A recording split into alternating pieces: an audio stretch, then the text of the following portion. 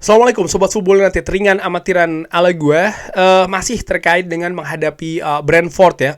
Gue melihat ada hal yang unik untuk dibahas kali ini, yaitu adalah gol dari Manchester United. Kenapa? Karena sering dibahas di channel ini juga ya, dan menurut gue itu apa adanya. Karena Manchester United sebelum menghadapi Brentford ini mencetak gol. Ini menjadi salah satu tantangan kesulitan bagi skuad di atas lapangan. Kadang Manchester United ini sudah tampil oke, tampil bagus, seperti ketika menghadapi Crystal Palace, seperti ketika menghadapi FC Twente, seperti ketika menghadapi FC Porto ya, dimana bahkan mereka sudah bisa unggul duluan ya kan, atau kadang mereka bermain bagus tapi mereka tidak bisa menjebol gawang lawan. Di situ intinya, mencetak gol. Ketika menghadapi FC Porto mereka bisa mencetak 3 gol, seharusnya mungkin bisa lebih ya.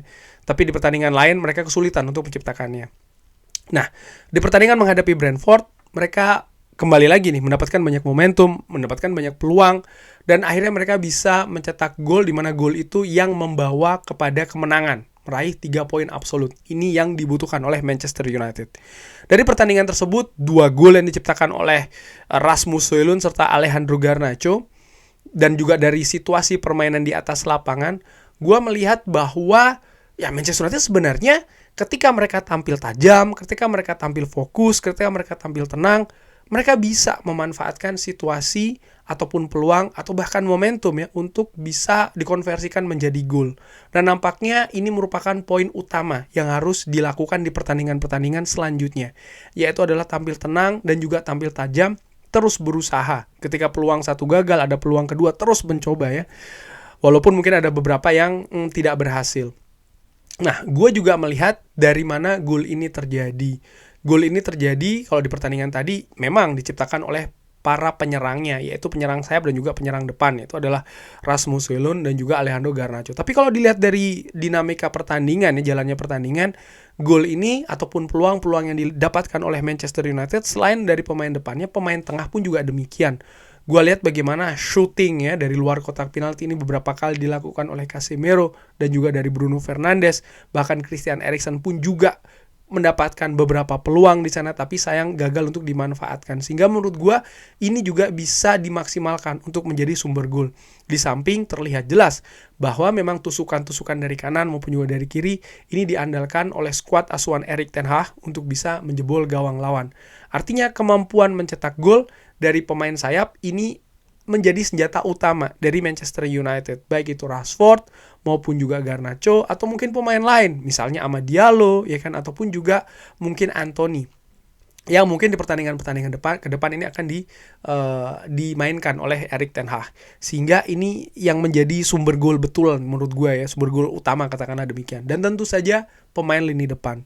Gue melihat bagaimana penampilan dari Rasmus Højlund, selain sebagai penerima bola dan juga pendistribusi bola, dia juga diharapkan bisa menjadi penyerang yang ada di kotak penalti lawan. Artinya pergerakan juga harus cepat. Pun juga seorang Joshua Zirkzee ini sudah pernah ditunjukkan ketika pertandingan pembuka Manchester United menghadapi Fulham ya kan. Kurang lebih proses gol yang diciptakan oleh Joshua Zirkzee pun juga demikian. Dan ini yang diharapkan bisa lebih sering dan juga lebih tajam terjadi bagi skuad Manchester United.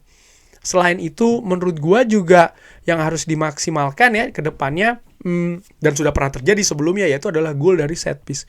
Di mana Manchester United ketika menghadapi Brentford, mereka mendapatkan banyak set piece ya, utamanya mereka mendapatkan corner.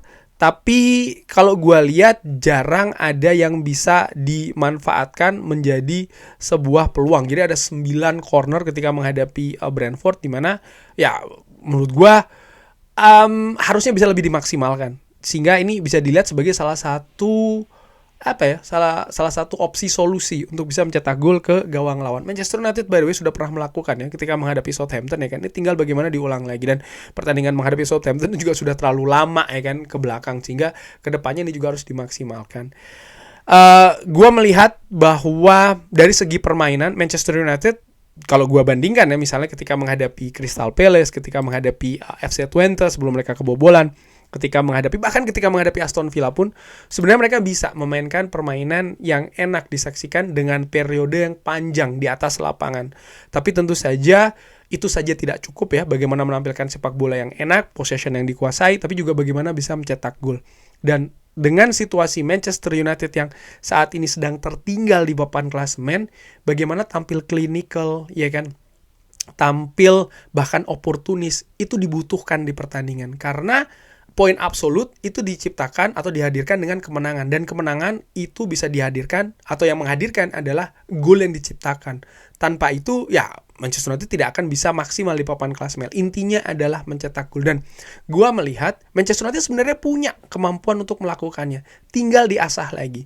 Dan ini menurut gua secara ringan amatiran yang agak sedikit di luar tim kepelatihan. Artinya ketika permainan itu sudah bisa diciptakan dengan taktik yang enak, dengan strategi yang pas, sehingga sekarang ini juga ada beberapa hal yang dalam tanda kutip tergantung bagaimana pemain di atas lapangan ini mengimplementasikannya dan juga memaksimalkannya. Ingat, para pelatih ini bukan pemain yang memegang joystick di depan layar game ya.